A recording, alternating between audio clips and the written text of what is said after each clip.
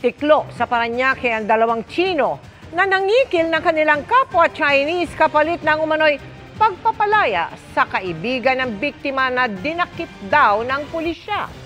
Dating POGO workers sa bansa ang mga sangkot at ang isa, pugante pa sa China. Nakatutok si June Veneracion. Exclusive. Walang kamalay-malay ang Chinese national na naka-shorts at green na t-shirt na may papalapit sa kanyang mga pulis. No. Back. Where police? Hey. Where police? No. Give me the bag. No. May isa pa siyang kasama na mabilis ding pinusasan. Entrapment operation ito ng Special Operations Unit ng Southern Police District sa Parañaque City Miyerkules ng hapon. We are arresting you for the crime of estafa. Ginawa ang entrapment dahil sa sumbong ng isa ring Chinese laban sa dalawa. Nagsimula ito na makatanggap daw ng litrato ang complainant mula sa isang suspect na nagpapakita na nakatali ang kanyang kaibigan sa harap ng Parañaque Police Station.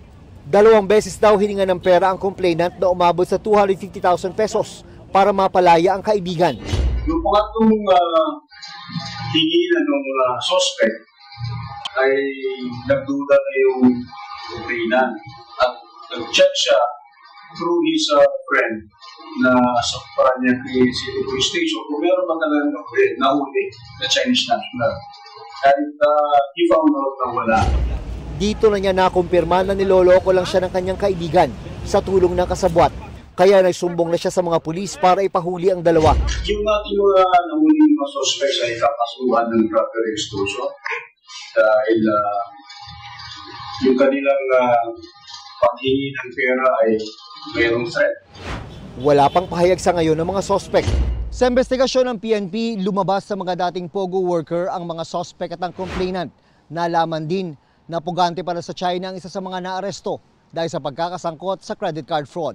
Para sa GMA Integrated News, June Veneracion, nakatutok, 24 oras.